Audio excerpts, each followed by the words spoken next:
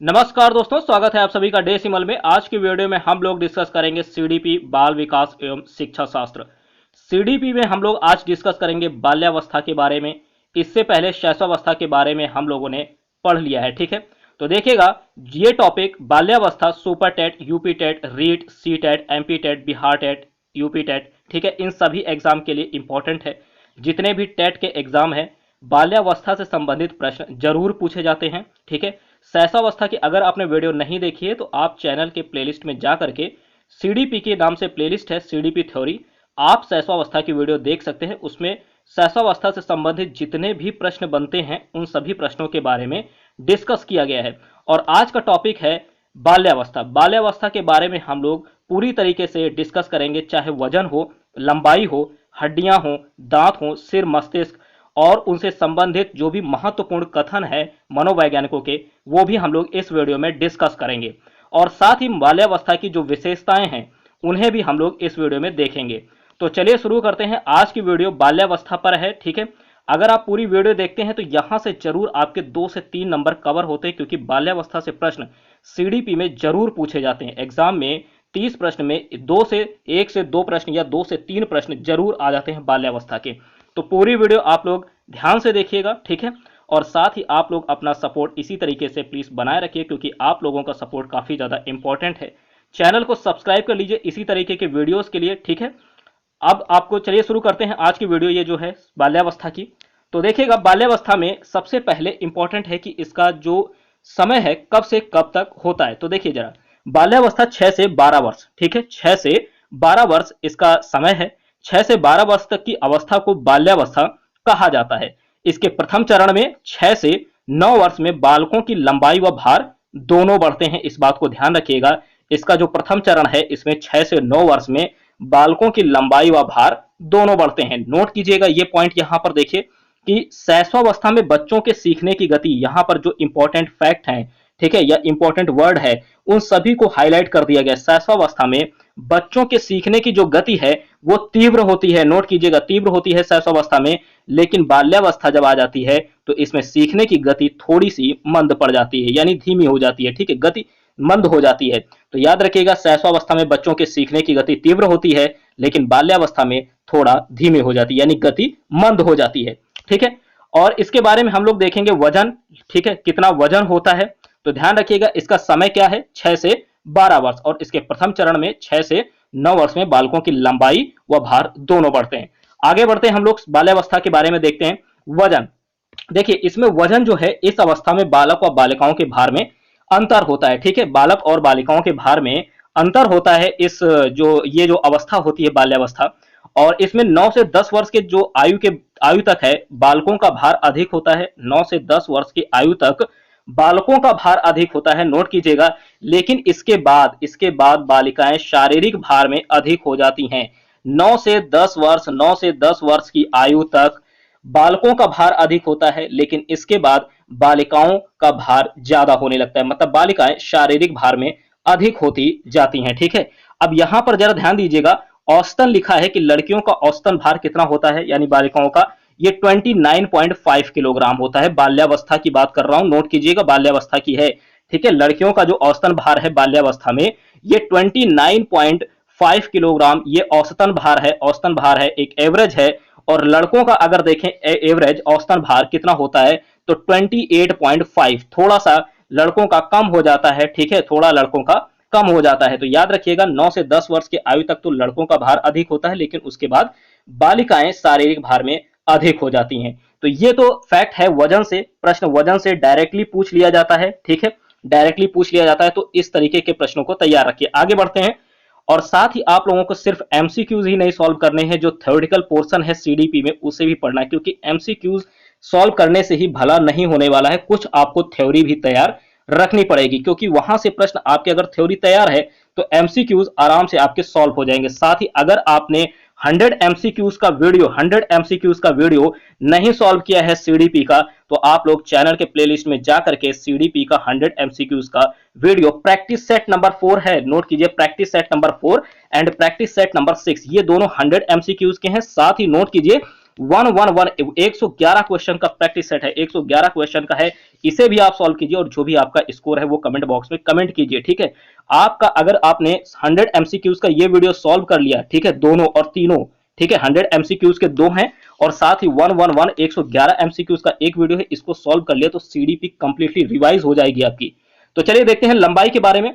तो देखिएगा लंबाई जो होती है, प्रारंभ में लड़के अधिक लंबे होते हैं, लेकिन 10 से 11 वर्ष की अवस्था में लड़कियां लड़कों की तुलना में बराबर या थोड़ी लंबी हो जाती हैं। इंपॉर्टेंट पॉइंट है, नोट रखिएगा कि लंबाई में क्या है कि लड़के प्रारंभ में अधिक लंबे होते हैं, लेकिन 10 से 11 वर्ष की अवस्था में 10 से 11 वर्ष की अवस्था में लड़कियां लड़कों की तुलना में बराबर या थोड़ी अधिक लंबी हो जाती हैं। अब यहां पर देखिएगा लंबाई जो है ये भी औसतन में थोड़ा सा दिया हुआ है, काफी इंपॉर्टेंट फैक्ट है कि लड़कियों की जो लंबाई है, लड़कियां इनकी लंबाई लगभग 128 सेंटीमीटर होती है औसतन, 128 सेंटीमीटर। बाल्यावस्था की बात कर रहा हूं, बार बार बोल रहा हूं, इस बात को आप लोगों को ध्यान रखना है, बाल्यावस्था हम लोग पढ़ रहे हैं, ठीक है।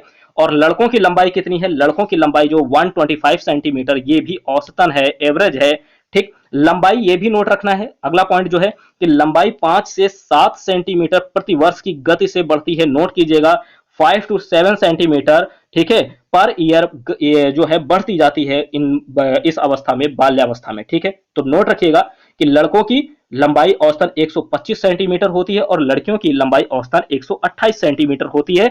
साथ ही प्रति वर्ष कितनी बढ़ती है, 5 से 7 सेंटीमीटर, 5 सेंटीमीटर से 7 सेंटीमीटर प्रति वर्ष की गति से इनकी लंबाई बढ़ती जाती है, ठीक है।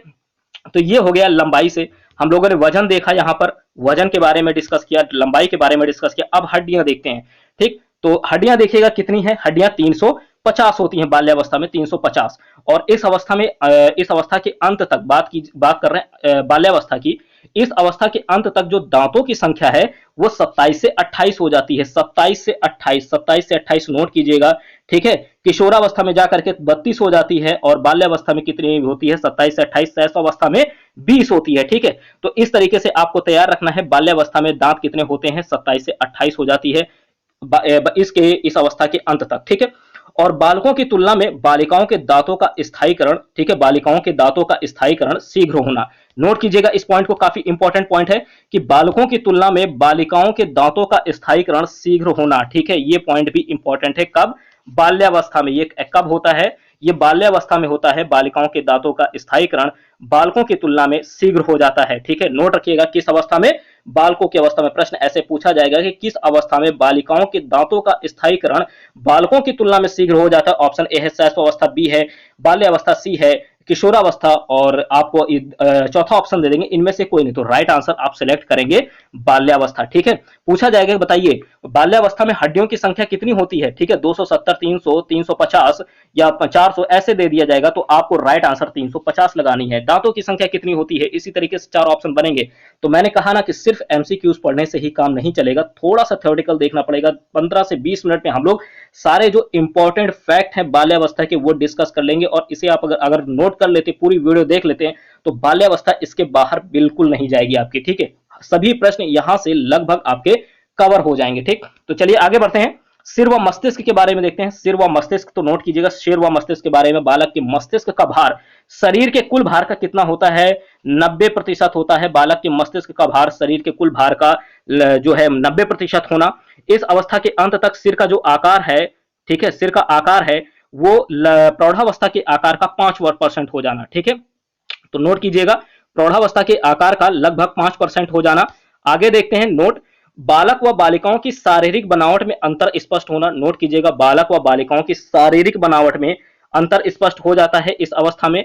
11वें व 12वें वर्ष में यौनांगों का तीव्र विकास, ठीक है, 11वें व 12वें वर्ष में यौनांगों का तीव्र विकास होना। हृदय की धड़कन में कमी आना, 1 मिनट में लगभग 85 बार धड़कना, 1 मिनट में लगभग 85 टाइम्स, ठीक है।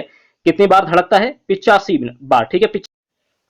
अगला पॉइंट है, नोट कीजिएगा बालक की मांसपेशियों का मंद विकास, ठीक है, बालक की मांसपेशियों का मंद विकास।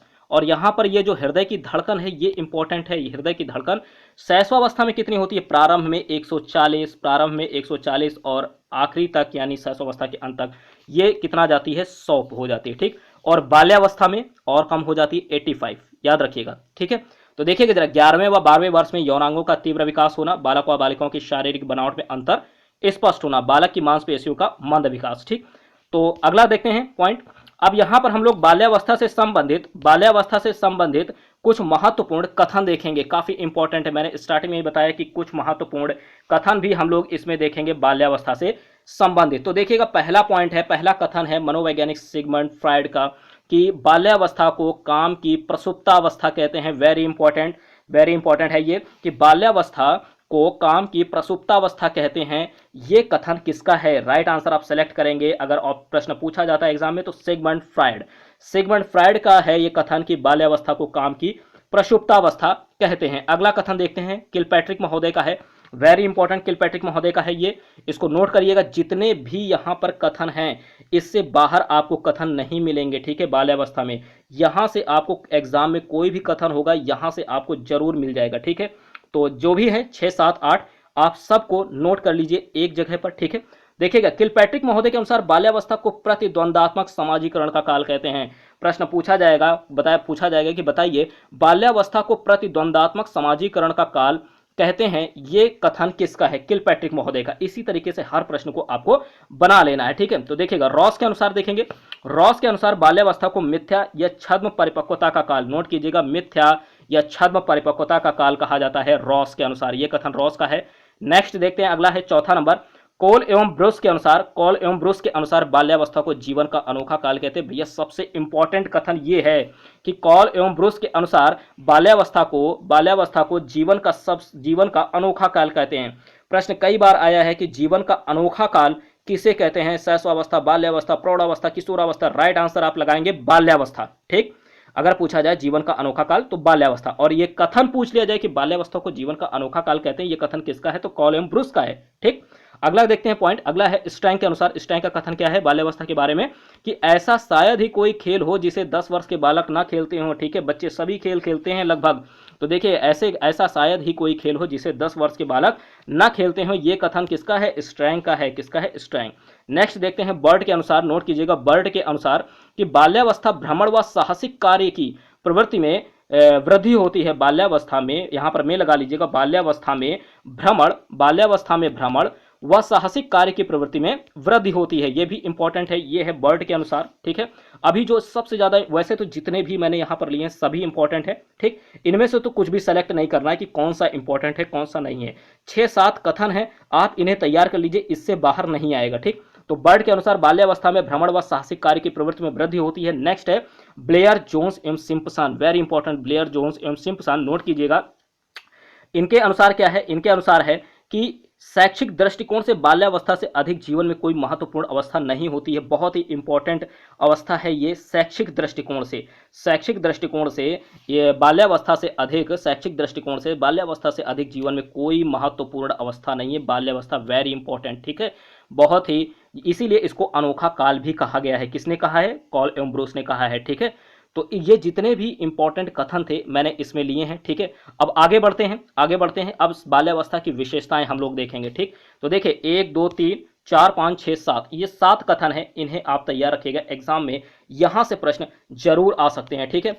और यहां पर जो हमने विषय इसके जो इंपॉर्टेंट फैक्ट्स थे, चाहे हड्डियां हो, लंबाई हो, वजन हो, भार हो, ठीक है, दांत हो, सिर, मस्तिष्क हो, इन सभी के बारे में डिस्कस किया। अब हम लोग आगे डिस्कस करते हैं बाल्यावस्था की विशेषताएं। देखिए जो भी विशेषताएं हैं सभी इंपॉर्टेंट है और इससे बाहर विशेषताएं आपको नहीं मिलेंगी, ठीक। इससे बाहर कुछ भी नहीं पूछा जाएगा, सब इसी से पूछ लिया जाएगा, क्योंकि 21, ठीक है, 21 विशेषताएं हमने यहाँ पर इंक्लूड की हैं। तो देखिए पहला है, नोट कीजिए, बाल्यावस्था की विशेषताएं देखते हैं, जल्दी से खत्म करते हैं वीडियो को। तो देखिए पहला है सामाजिक गुणों का विकास। बाल्यावस्था में सामाजिक गुणों का विकास होता है, पहला पॉइंट है, ये विशेषता है। नैतिक गुणों का विकास होता है, पूछा जाएगा कि सामाजिक गुणों का विकास किस अवस्था में होता है? तो बाल्यावस्था। नैतिक गुणों का विकास बाल्यावस्था। रचनात्मक कार्यों में रुचि, ठीक है, बच्चे किस अवस्था में लेते हैं? तो रचनात्मक कार्यों में रुचि लेने लगते हैं, ये बाल्यावस्था में। किसमें? बाल्यावस्था में, ठीक है। अगला है प्रतिद्वंदात्मक समाजीकरण का काल। तो बताइए प्रतिद्वंदात्मक समाजीकरण का काल कौन सा काल होता है? राइट आंसर होगा बाल्यावस्था, ठीक। इसी तरीके से खेल की आयु किसे कहते हैं? प्रश्न आ जाए डायरेक्टली कि खेल की आयु बताइए किसे कहते हैं? शैशवावस्था, बाल्यावस्था, किशोरावस्था, प्रौढ़ावस्था। राइट आंसर खेल की आयु होता है बाल्यावस्था। क्या होती है?